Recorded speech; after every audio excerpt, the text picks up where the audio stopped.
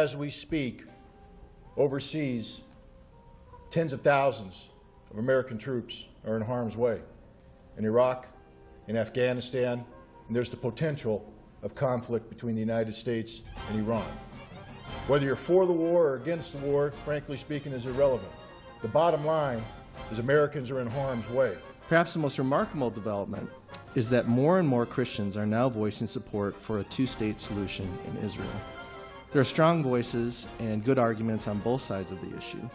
But in 2007, evangelical leaders wrote a letter to President Bush emphasizing their support of a two-state solution in order to combat the serious misconception that American evangelicals are against the creation of a new Palestinian state. And so you have an awful lot of players that have a lot of different interests in the Middle East. And one of the things that our president is going to have to realize, and something that all of us have to realize, is that we're dealing with a region that has no separation of church and state, such as we know it. As far as the Middle East, nothing has changed for the last 50, 60 years. So we are waiting for you as the next generation to come up with better solutions than our generation did. You look at the central government today there, I don't think it works. I think it's incompetent, it's corrupt. It seems to me to be paralyzed. I mean, they can't even distribute the money they have down into the governments so they can do some work. Most states in the Middle East, most Arab states in particular, have trouble holding themselves together, right? Much less conceiving of a whole cross-culture, cross-language empire that could someday be a threat to the United States.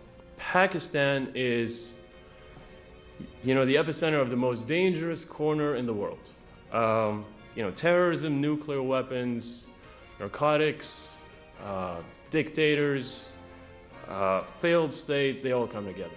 And, American, British, and European counterterrorism officials, they don't agree on too many things. And they don't cooperate as much as they should. But if there's one thing they all agree on, it's that the biggest headache we're facing as far as terrorism comes from the Pakistan-Afghanistan theater.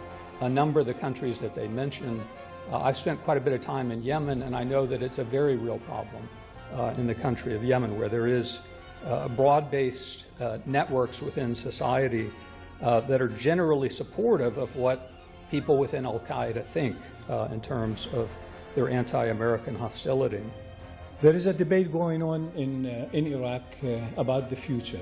The Iraqi government now has been formed after the election of 2005. The president of Iraq is a Kurd.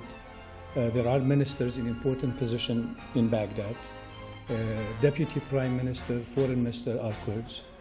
And there are 55% of Kurds in the Iraqi parliament. Much of Washington is consumed by a culture of extreme partisanship that reduces even the most serious issues to fodder in the never-ending struggle for partisan advantage. It takes a 9/11, or the economic version of a 9/11, to get the various parties in Washington to work together and address critical issues.